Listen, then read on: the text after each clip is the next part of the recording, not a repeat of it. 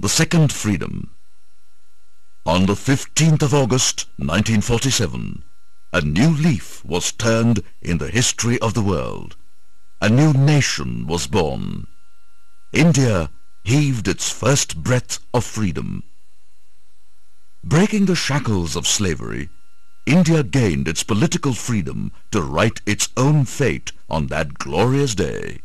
Well, the moving finger writes and moves on further. 5 decades have elapsed, and India is yet to breathe the air of real freedom in its complete sense. The freedom from poverty and inadequacy. Yes, India needs the second freedom, the economic freedom. Is it humanly possible to realize this great dream of quenching the thirst and hunger of the starving millions and fulfill their basic needs of life? Why not? Asks a visionary amidst us, Professor A.C. Kamaraj, who is the chairman of National Waterways Development Council.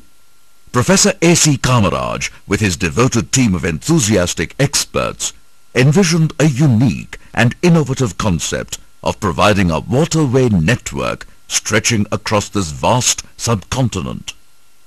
The Ganga-Kumari National Waterways Project, with its multi-pronged approach, imbibes in it extraordinary potential to provide a bouquet of benefits to the nation as a whole. Details of the project. The National Waterways Project, NWP, is a networking of India's rivers to create a waterways covering the entire nation, just like the Golden Quadrilateral Project for National Highways. The Ganga-Kumari project is conceived with 3 principal waterways, not only for distribution of water, but also for year-round navigation from Kashmir to Kanyakumari, not to mention generation of hydroelectric power at a fraction of capital otherwise required. The Himalayan waterways, 4,500 kilometers long, at 500 meters contour mean sea level, connecting all the tributaries of Ganga and Brahmaputra. The Central waterways, 5,750 kilometers long, at 300 meters contour mean sea level, connecting tributaries of Ganga on south, Mahanadi, Narmada, Tapti, etc. The Southern waterways, 4,650 kilometers long, at 300 meters contour mean sea level, connecting Godavari, Krishna, Kaveri and west-flowing rivers in Kerala. There will also be a continuous balancing waterways on the upper side of the national waterways, which will act as one long reservoir and check dam for transfer of water. The width of the balancing waterways are suitably designed to arrest the oncoming rush of water and also to avoid any silt entering the national waterways. The 3 waterways are interconnected suitably so as to have the triple function of impounding, transmitting and distributing flood water among various river basins, having total storage capacity of 15,000 TMC of flood water. The natural ground formation of our country serves as a blessing to this project. It permits national waterways to travel at an even height so that not only pumping is avoided, but also the very expensive exercise of breaking mountains is not necessary anywhere, as the flow of water is facilitated purely by differential waterheads. The unique project touches upon essential sectors, and the benefits derived from them converge into a major contribution to the total economic growth and development of the nation. Navigation. The national waterways will provide for perennial canal navigation for travel and transport of goods and commodities, thereby giving an effective and economic alternative option to roadways and railways.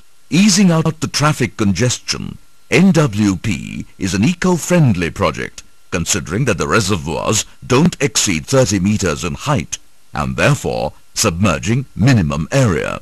While it promotes water freight, it requires only 10% of the fuel required in road transport, reducing pollution. The NWP concept allows round-the-year navigation for travel and transport. Power generation.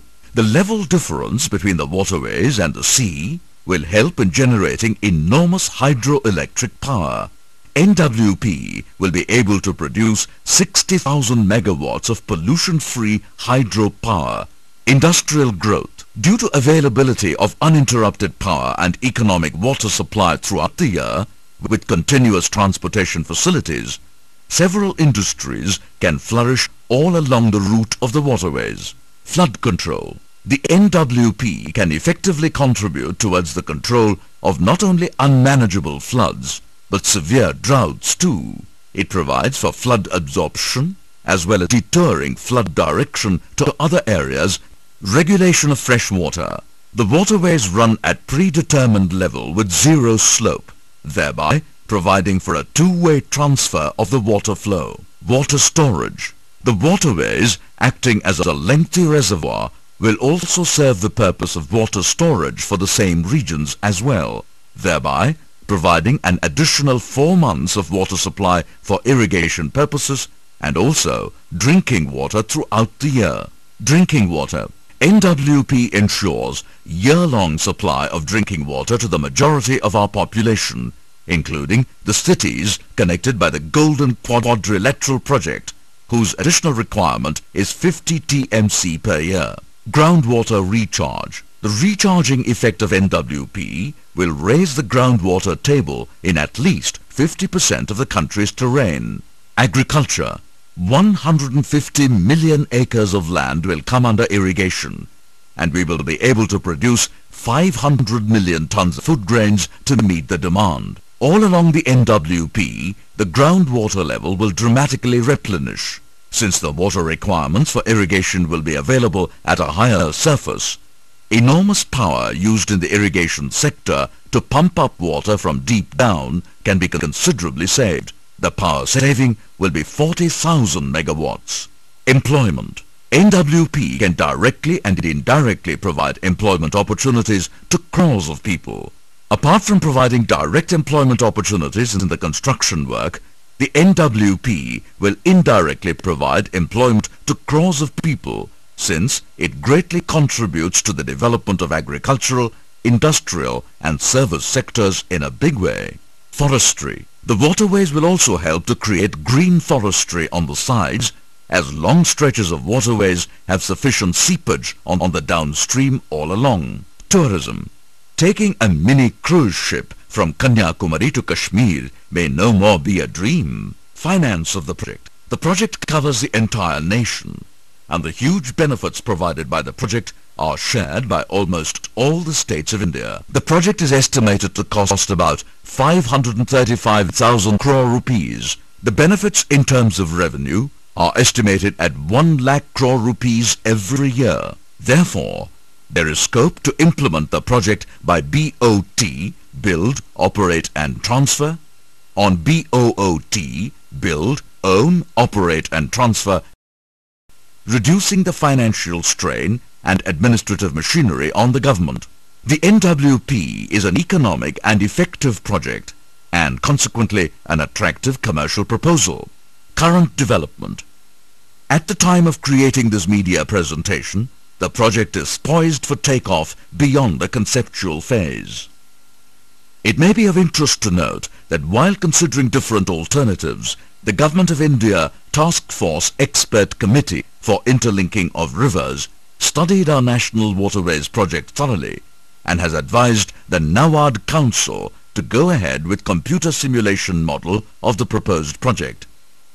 The Government of India has honoured and recognized the decade-long efforts of Professor A.C. Kamaraj by appointing him a member of the expert team, adding strength at his elbow to carry on his life mission, which has far-reaching benefits for the Indian nation. This project is envisaged to be completed in a span of 10 years, bringing prosperity to our entire nation. The father of our nation got us freedom from slavery, and this National Waterways project will bring us freedom from poverty.